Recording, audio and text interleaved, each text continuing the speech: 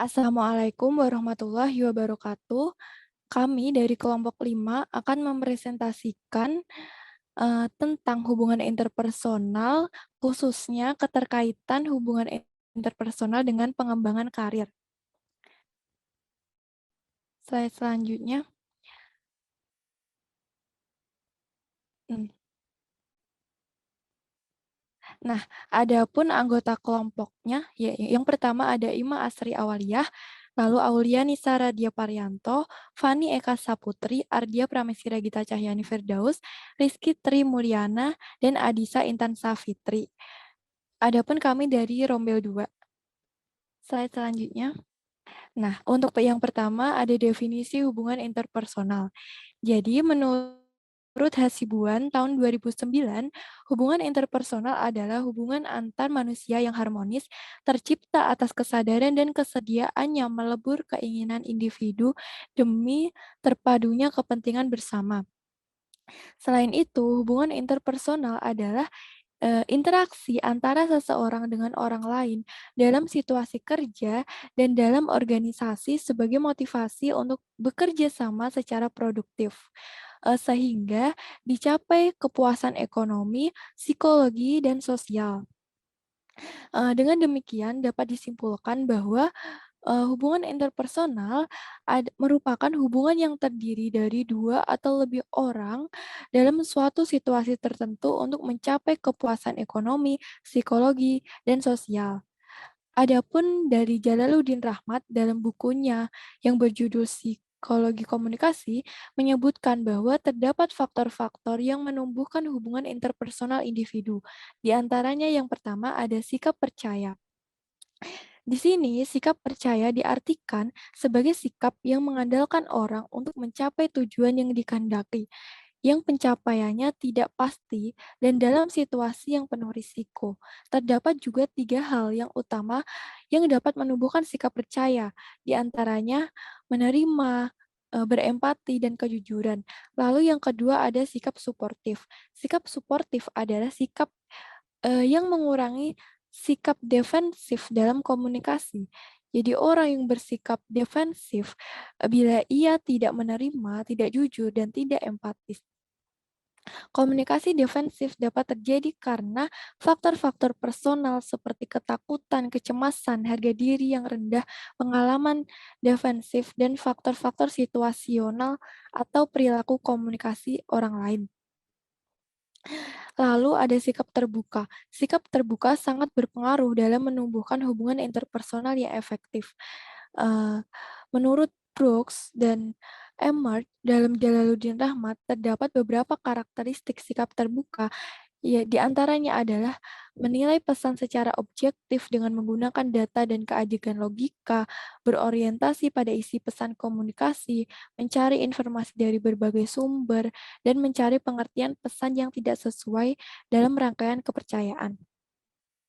Selanjutnya akan dibacakan oleh yang lain. Selanjutnya adalah teori hubungan interpersonal. Pada teori-teori hubungan internasional memberikan perspektif untuk memandang proses hubungan interpersonal. Ada beberapa model untuk menganalisis hubungan interpersonal menurut Goleman dan Hammond, yaitu yang pertama adalah model pertukaran sosial.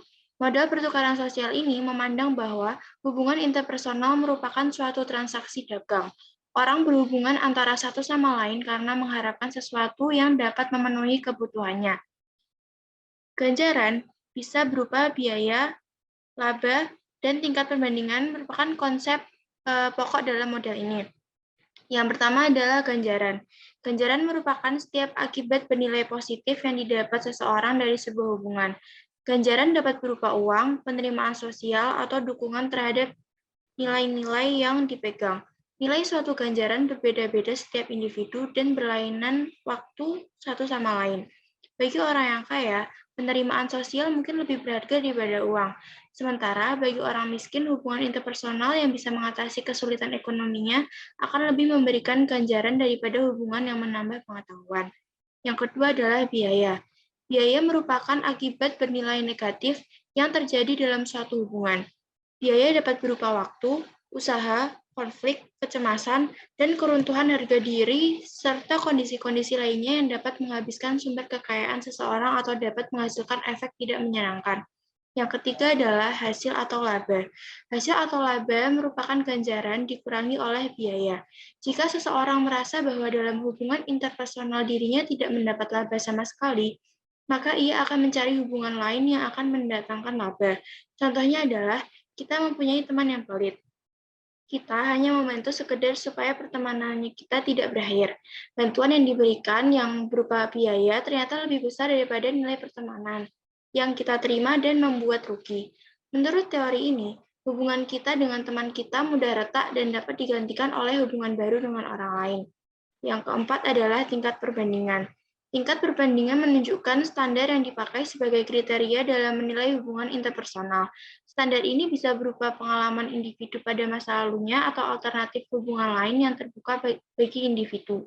Makin bahagia dan tinggi tingkat perbandingan seseorang pada hubungan interpersonal sebelumnya, maka makin sulit juga dirinya memperoleh hubungan interpersonal yang memuaskan di masa sekarang.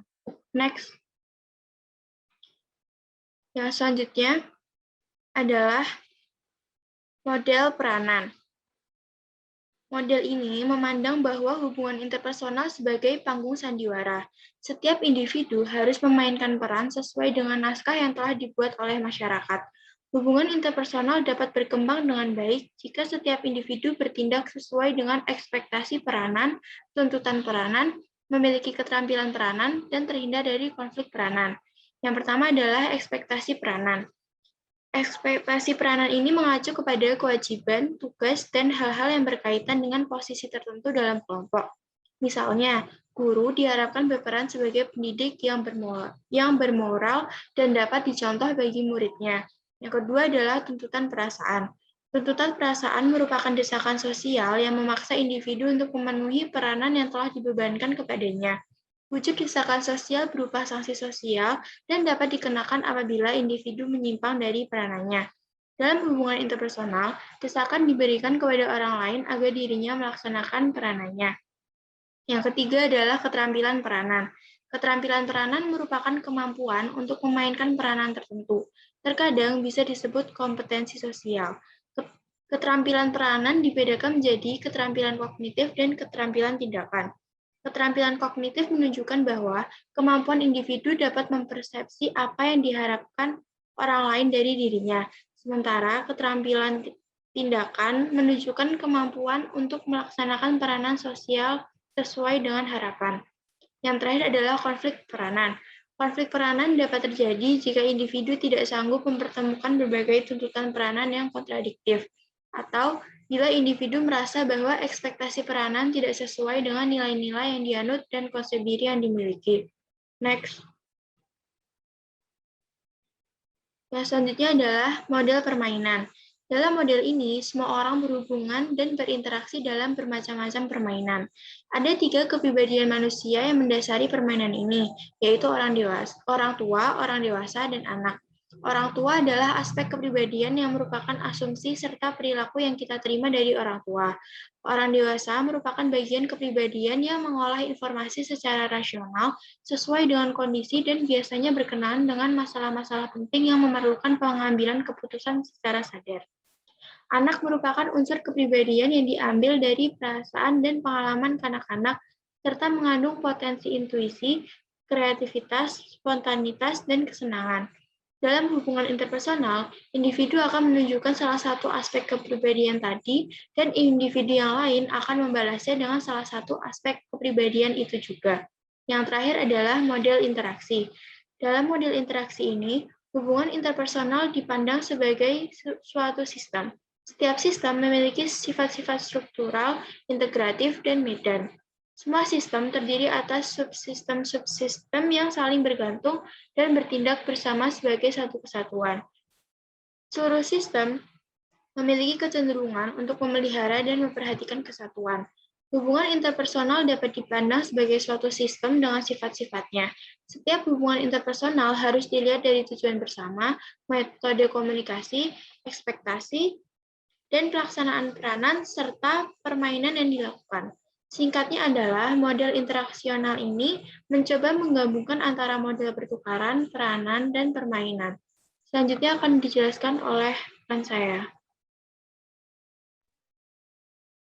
Baik, selanjutnya kita akan membahas tentang tujuan dan pentingnya hubungan interpersonal.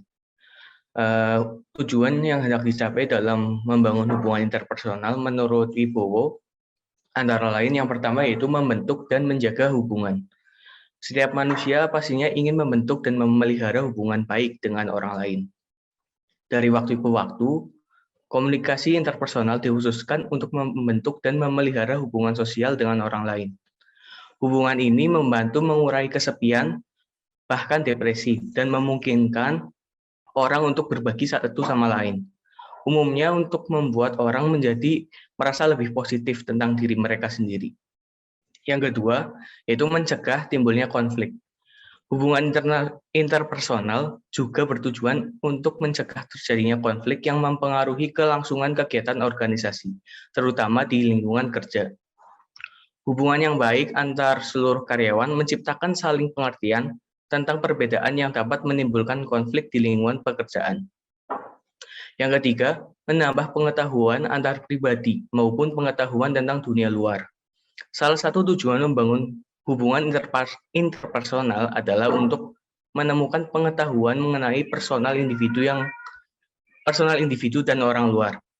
Ketika seseorang berpartisipasi dalam hubungan interpersonal dengan orang lain, dia belajar banyak tentang dirinya sendiri atau orang lain. Ini juga memberikan kita pemahaman yang lebih baik tentang dunia luar, dunia benda, dan peristiwa-peristiwa lainnya. Yang keempat yaitu dukungan sosial. Hubungan interpersonal juga berfungsi sebagai dasar yang kuat untuk dukungan sosial. Misalnya jika seorang karyawan berhasil atau mencapai hasil yang buruk dalam penilaian pekerjaannya. Orang lain dalam organisasi dapat memberikan dukungan karena mereka memahami sebab dan akibat dari apa yang terjadi.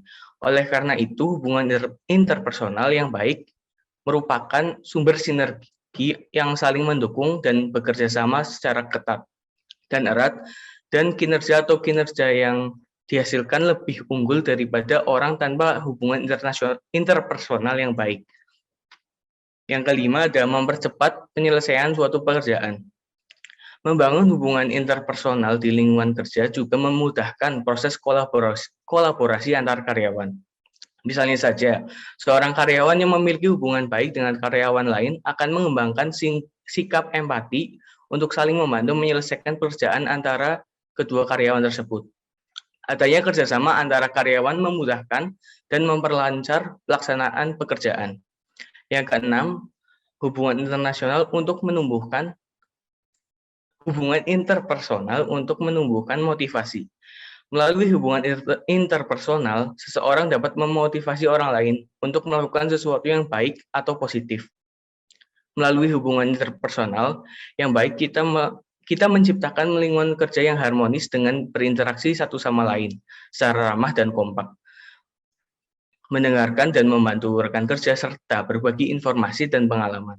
Oleh karena itu, hubungan interpersonal yang ada tumbuh dan tetap termotivasi untuk meningkatkan kinerja karyawan. Selanjutnya,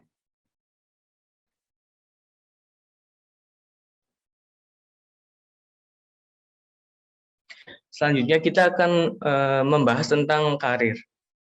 Yang pertama kita membahas tentang definisi karir. Dalam kehidupan, seorang tentunya penting untuk merencanakan karir yang akan dijalininya.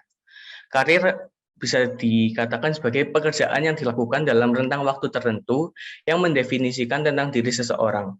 Karir berbeda dengan pekerjaan, namun pekerjaan bisa menjadi tahapan yang dilalui dalam kehidupan seseorang. Beberapa ahli mendefinisikan karir sebagai seperti menurut Shimamura, karir merupakan rangkaian atau urutan aktivitas selama rentang hidup orang tersebut dan berkaitan terhadap pekerjaan, perilaku, nilai-nilai, dan aspirasi. Menurut Eka Ningrum, karir digunakan untuk mendeskripsikan orang pada setiap peran dan status. Karir adalah semua fungsi yang memiliki tanggung jawab individu. Menurut Glueck, menyatakan bahwa karir adalah urutan pengalaman yang berkaitan dengan pekerjaan yang dialami oleh seseorang selama masa kerjanya. Dapat kita simpulkan bahwa karir merupakan serangkaian aktivitas yang dilakukan seseorang dalam hidupnya yang berhubungan dengan pekerjaan yang dilakukan, perilaku yang dimiliki, nilai-nilai yang dianut, dan aspirasinya terhadap aktivitasnya tersebut, di mana aktivitasnya tersebut memiliki ciri khas atau dalam bidang tertentu. Untuk lebih jelas untuk menggambarkan karir, bisa kita gambarkan sebagai misalnya ada seseorang yang tadinya berprofesi sebagai guru olahraga. Beberapa tahun kemudian dia memutuskan berhenti menjadi guru olahraga dan beralih profesi menjadi pelatih atau instruktur gym. Kemudian beberapa lama kemudian juga dia memutuskan berhenti dan menjadi mendirikan sebuah perusahaan yang memproduksi alat-alat untuk olahraga. Maka dia berkarir di sini, berkarir dalam bidang olahraga. Tetapi pekerjaan-pekerjaan yang dia lakukan berbeda. Yang pertama adalah menjadi guru olahraga, kemudian menjadi pelatih atau instruktur gym, kemudian menjadi owner atau founder dari sebuah perusahaan yang memproduksi alat olahraga. Di sini dia berkarir dalam bidang olahraga. Contoh lain misalnya ada seseorang yang tadinya menjadi guru, karena dia dilihat cukup kompeten, maka dia diangkat menjadi kepala sekolah di sebuah sekolah dasar atau sekolah apapun itu. Kemudian setelah berapa lama dia juga setelah pensiun mungkin dia menjadi penasihat atau pemerhati pendidikan. Nah, di situ dia berkarir dalam bidang pendidikan dan bekerja sebagai dalam tahapan kehidupannya itu, dalam tahapan karirnya dia bekerja sebagai guru, sebagai kepala sekolah, dan juga sebagai pengamat pendidikan. Itu yang dapat digambarkan sebagai karir. Selanjutnya akan disampaikan oleh rekan saya. Definisi pengembangan karir. Jadi pengembangan karir ini adalah sebuah langkah untuk mengidentifikasi potensi karir seorang pegawai ataupun anggota dari sebuah organisasi dan menerapkan langkah-langkah yang sesuai untuk mengevaluasi dari potensi pegawai tersebut. Adapun menurut Komang dan teman-teman bahwa pengembangan karir ini merupakan suatu proses di mana seorang individu ini mengalami peningkatan secara pribadi dalam mencapai tahap rencana karirnya dan meningkatnya suatu rencana kerja sesuai dengan jenjang organisasi yang dilakukan oleh Departemen Personalia. Next. Ruang lingkup perencanaan karir. Jadi ruang lingkup perencanaan karir ini mencakup dua hal, yaitu perencanaan jenjang jabatan atau pangkat individu karyawan ataupun seorang anggota dari organisasi dan perencanaan tujuan-tujuan organisasi, di mana kedua hal tersebut merupakan dua hal yang tidak dapat dipisahkan atau saling berhubungan antara satu sama lain. Misalnya seorang individu yang berkarir dalam sebuah organisasi secara tidak langsung, karyawan tersebut atau individu tersebut juga membantu sebuah organisasi tersebut mencapai kepentingan atau tujuan dari organisasi ini. Nah, pengembangan karir ini terbagi menjadi dua, yaitu pengembangan karir secara individu dan pengembangan karir secara organisasional. Pengembangan karir secara individu ini terbagi menjadi 6 kegiatan, yaitu prestasi kerja, di mana prestasi kerja ini merupakan peran yang sangat penting karena berperan sebagai landasan dasar untuk mencapai kegiatan pengembangan karir di masa karirnya. Yang kedua, ini ada exposure, di mana exposure ini seorang individu menjadi pribadi yang dikenal oleh karyawan lain untuk memutuskan sebuah promosi, transfer, dan kesempatan kerja lainnya.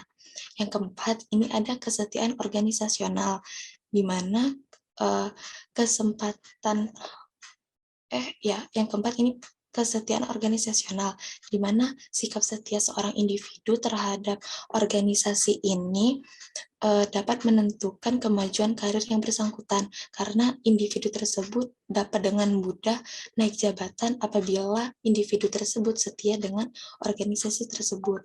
Nah, yang sebelumnya ini ada permintaan berhenti. Jadi seorang individu ini dapat mengajukan resign terhadap organisasi tersebut apabila beliau atau individu tersebut mendapatkan kesempatan kerja yang lebih baik di perusahaan lain. Yang kelima, ini ada mentors dan sponsor. Jadi seorang individu atau seorang karyawan di sebuah perusahaan atau sebuah organisasi ini dapat memanfaatkan atasannya sebagai sponsor untuk mengembangkan diri mereka dalam berkarir. Dan yang keenam, ini ada kesempatan untuk bertumbuh. Jadi seorang individu dapat memanfaatkan kesempatan ini dengan baik untuk mengembangkan sumber daya manusia atau mengembangkan potensi diri mereka dalam mencapai rencana karir ke depannya. Selanjutnya akan dijelaskan oleh rekan saya. Oke, selanjutnya ada ruang lingkup pengembangan karir secara organisasional, yaitu meliputi pendidikan dan pelatihan, promosi, dan mutasi. Nah, yang pertama ada pendidikan dan pelatihan. Jadi, maksudnya adalah perusahaan mengadakan hal tersebut untuk bertujuan untuk mengevaluasi sikap, baik sikap ataupun tingkah laku ataupun keterampilan ataupun pengetahuan untuk para karyawannya. Yang kedua ada promosi. Jadi promosi ini merupakan pergantian posisi atau jabatan di mana di mana karyawan ini berganti posisi dari tingkat yang lebih rendah ke tingkat yang lebih tinggi. Nah, biasanya pergantian ini itu diikuti dengan meningkatnya rasa tanggung jawab, hak, dan status sosial individu tersebut. Lalu ada mutasi. Nah, mutasi ini adalah suatu proses yang bisa mengembangkan posisi atau status seseorang dalam sebuah organisasi. Nah, mutasi juga dapat diartikan dengan pergantian suatu jabatan dalam tingkat kelas yang sama, di mana artinya jabatan itu tidak berubah ke tingkatan yang lebih tinggi ataupun ke tingkatan yang lebih rendah. Kemudian ada tujuan dan dari pengembangan karir. Menurut Handoko, pengembangan karir itu bertujuan untuk memberikan jaminan atau keyakinan kepada karyawan yang tidak mendapatkan promosi agar mereka itu mengetahui bahwa mereka sebenarnya tetap memiliki nilai yang mana akan dipertimbangkan untuk promosi selanjutnya apabila mereka qualified. Nah, lalu Handoko juga mengemukakan bahwa tujuan dari pengembangan karir ini untuk menjelaskan mengapa mereka tidak terpilih dan menjelaskan kegiatan karir apa yang harus mereka ambil. Sedangkan untuk manfaat karir itu sendiri, manfaat pengembangan karir. Jadi untuk manfaatnya untuk organisasi itu yang pertama, organisasi dapat memperoleh dan mempertahankan karyawan yang berkualitas. Lalu organisasi juga mendapatkan tenaga ahli yang dibutuhkan dan terjamin ketersediaannya. Lalu motivasi karyawan menjadi meningkat dan proses kaderisasi dapat terjaga dan berjalan dengan baik. Selanjutnya akan dijelaskan oleh rekan saya.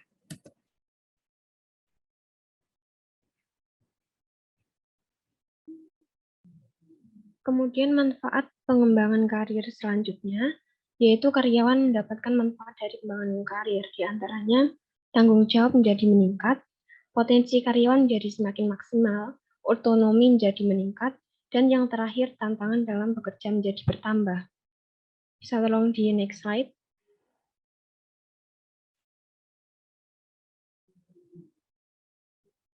Kemudian faktor-faktor yang mempengaruhi organisasi.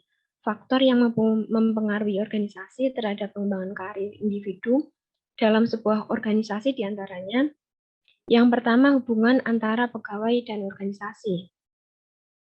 Pegawai dan organisasi sama-sama berada di pihak yang menguntungkan karena organisasi mampu mencapai produktivitas kerja yang lebih tinggi ketika pegawai dapat mengembangkan potensi dirinya menjadi lebih baik. Kemudian yang kedua, personality pegawai. Karir pegawai dapat menjadi terganggu ketika ada pegawai lain yang mempunyai personalitas menyimpang seperti apatis, emosional, ambisius, curang, dan lain-lain. Kemudian yang ketiga, faktor eksternal. Dalam sebuah organisasi, terdapat aturan manajemen karir yang dapat kacau ketika ada gangguan dari pihak luar. Kemudian yang keempat, politik dalam organisasi. Politik dalam organisasi ini seperti hubungan antar teman yang nepotisme dan feodalisme yang dapat mengganggu perencanaan karir seorang individu. Kemudian yang kelima, sistem penghargaan. Organisasi yang tidak memiliki penghargaan yang jelas selain gaji dan insentif cenderung memperlakukan karyawannya secara subjektif, bukan objektif.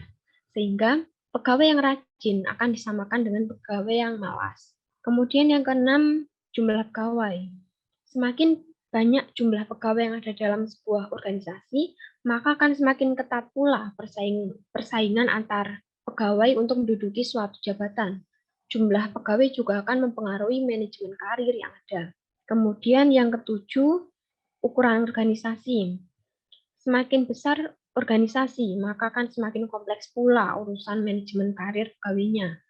Namun, kesempatan pegawai untuk mendapatkan promosi dan rotasi pegawai juga akan menjadi lebih banyak. Yang kedelapan, adanya kultur organisasi. Organisasi mempunyai kultur tertentu seperti kultur profesional, objektivitas, rasional, dan demokratis. Kultur ini sedikit lebih banyak mempengaruhi pengembangan karir yang ada dalam organisasi tersebut. Kemudian yang terakhir, tipe manajemen. Manajemen dalam suatu organisasi akan bervariasi. Misalnya manajemen yang cenderung kaku, otoriter, tersentralisir, tertutup, dan tidak demokratis. Namun ada juga tipe manajemen yang cenderung fleksibel, partisipatif, terbuka, dan demokratis. Manajemen yang kaku dan tertutup akan mengakibatkan keterlibatan pegawai dalam pembinaan karir akan menjadi semakin menurun, sedangkan tipe manajemen yang sebaliknya akan menimbulkan pembinaan karir yang cenderung berkembang atau menjadi lebih meningkat. Baik, saya serahkan ke moderator. Terima kasih.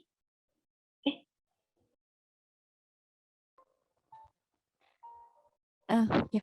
Baik, selanjutnya adalah cara membangun hubungan interpersonal terhadap pengembangan karir.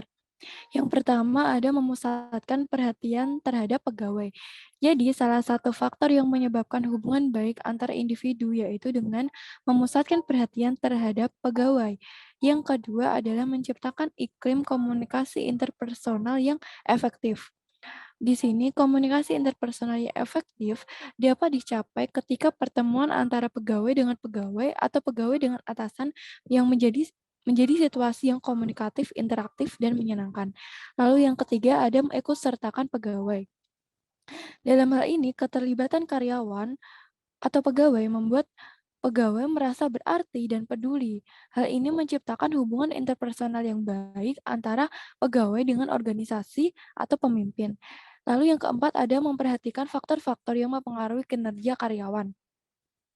Dalam hal ini, hubungan interpersonal terjalin dengan baik jika organisasi dapat menangani dan memperhatikan dengan baik faktor-faktor yang mempengaruhi kinerja karyawan. Lalu yang kelima ada bersimpati dan empati. Bersimpati terhadap pihak lain dapat dilakukan dengan memberikan ucapan selamat atau pujian atas kinerja atau prestasi yang baik, ulang tahun, pernikahan, dan ucapan turut berduka atas kesedihan pihak lain disertai dengan pemberian dukungan kepada pihak tersebut. Karena Hubungan interpersonal juga berfungsi sebagai dasar yang solid bagi dukungan sosial. Kemudian berempati dapat dilakukan dengan cara membantu kesulitan yang dihadapi oleh pegawai lain, baik bantuan berupa moral ataupun material. Baik, cukup sekian presentasi dari kelompok 5, kurang lebihnya mohon maaf. Terima kasih. Wassalamualaikum warahmatullahi wabarakatuh.